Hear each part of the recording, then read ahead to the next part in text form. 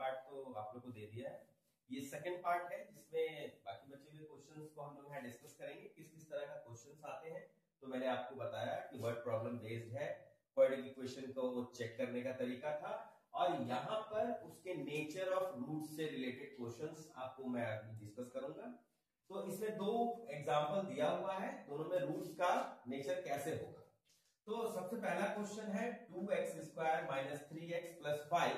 Nature निकालने के लिए मैंने आपको पहले भी डिस्कस किया है कि डिस्क्रिमिनेंट का जरूरत पड़ता है, डी निकालने की जरूरत पड़ता है, जिसका फॉर्मूला होता है b square minus 4ac।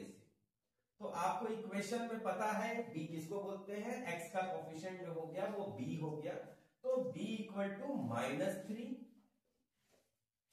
4, a equal to what 2 and c equal to what 5। अब इसको सॉल्व करते हैं तो ये हो जाता है 9, और यहां पर क्या हो जाता है माइनस में 40। तो यहां पर क्या होता है, तो ये माइनस में आ जाता है 31। जो d जो हो जाता है ये लेस देन 0 हो जाता है, लेस देन 0। और अगर लेस देन 0 होता है तो इसका मतलब है कि ये इमेजिनरी रूट होगा। इमेजिनरी रूट्स आपको इस इक्वेशन में मिलेगा।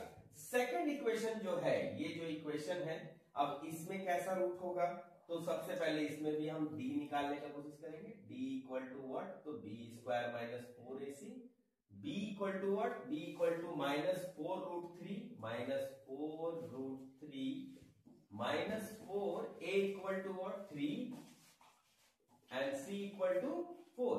यहां पर इसको सॉल्व करते हैं तो -4√3 का होल स्क्वायर हो जाएगा, 16 3 जा 48, 4√3 इंटू 4√3, दोनों में माइनस है, माइनस माइनस तो प्लस हो जाएगा, 4 4 जा 16 और √3 3 होता है, तो 16 3 जा 48 हो गया। और यहाँ पे क्या हो गया, 4 4 जा 16, 3 जा 48, देखिए भी 48, तो आंसर आ जाता है 0।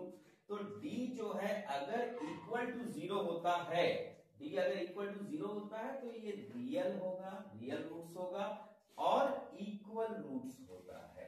तो ये दो इक्वेशन को मैंने आप लोगों को बताया कि रूट्स का नेचर कैसे होता है। तो d जो है लेस देन 0 आया तो इमेजिनरी रूट, और d अगर 0 आया, इक्वल टू 0 आया, तो ये रियल और इक्वल रूट होता है। अगर एक और अगर इस तरीके से आ जाए कि d इज ग्रेटर देन 0, तो ये क्या होगा, तो ये हो जाएगा रियल एंड अनइक्वल रूट हो जाएगा, अनइक्वल। अब आगे का क्वेश्चन हम लोग डिस्कस करेंगे। चलिए हम लोग देखते हैं कुछ अलग तरह का क्वेश्चन जिसमें क्वाड्रेटिक इक्वेशन दिया रहेगा और कुछ अननोन नंबर्स है, उसको आपको फाइंड करना है। जैसे k का वैल्यू है, k का वैल्यू क्या होगा जो इस इक्वेशन को सेटिस्फाई करेगा। तो कुछ कंडीशन दिया होगा जिसमें कि आपको हो सकता है कि आपको देगा कि रूट्स आर इक्वल। अगर रूट्स आर इक्वल है, इफ रूट्स आर इक्वल, पहला कंडीशन अगर इस तरह से देता है रूट्स आर इक्वल, तो रूट्स अगर इक्वल है तो d इक्वल टू 0, तो b square minus 4ac equal to 0। तो b क्या होगा, तो पहला इक्वेशन में अगर हम देखा जाए तो b जो है वो k है, तो k स्क्वायर माइनस में 4, a इक्वल टू व्हाट 3 है, और c बराबर क्या है 3 है, इक्वल टू 0 हो गया।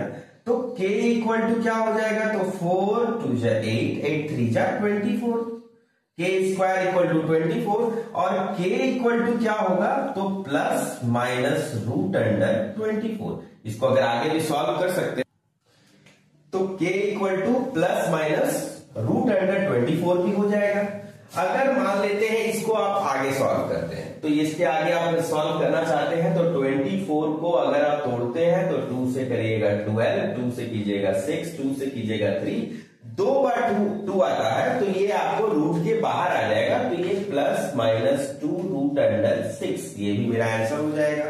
यहां पर अगर d अगर 0 है, इक्वल रूट है, तो k इक्वल टू यही निकलेगा।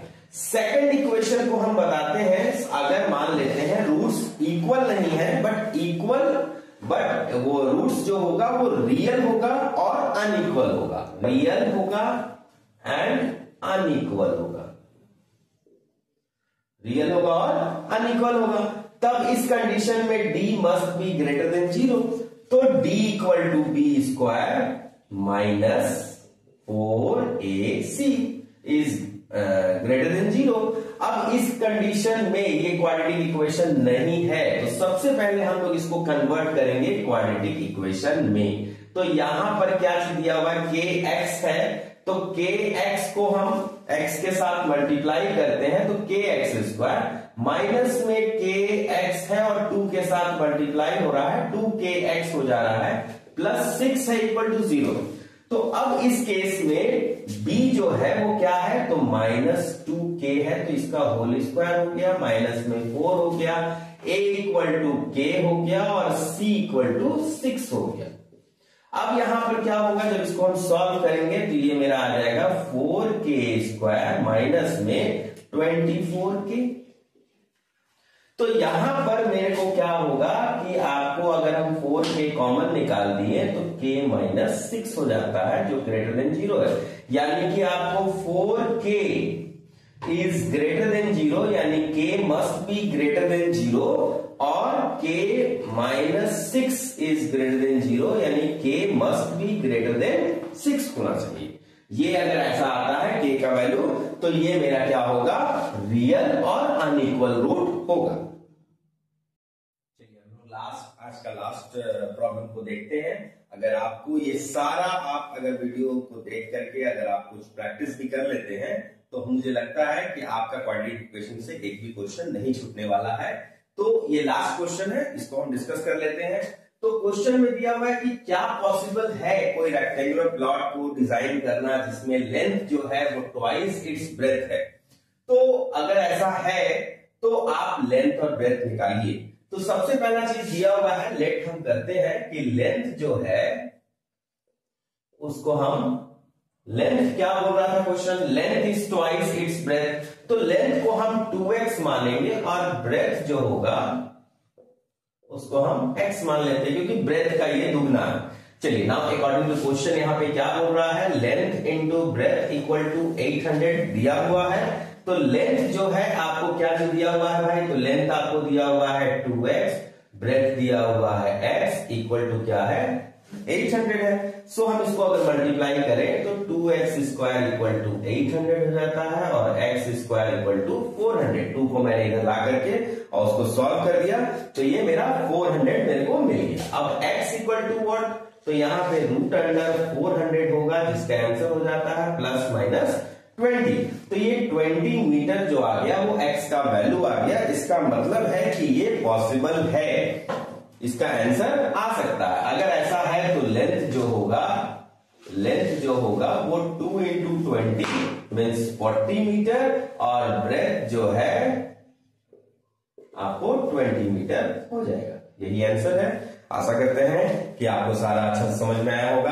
अगर समझ में आया है तो आप इसको आगे भी शेयर कीजिए बाकी सब स्टूडेंट्स के पास, जो कि आप इसको देख करके वो लोग अपना चैप्टर को क्लियर कर सकें और मुझे भी फायदा होगा और मैं आप लोग के लिए और अच्छे वीडियो बना सकूंगा। Thank you.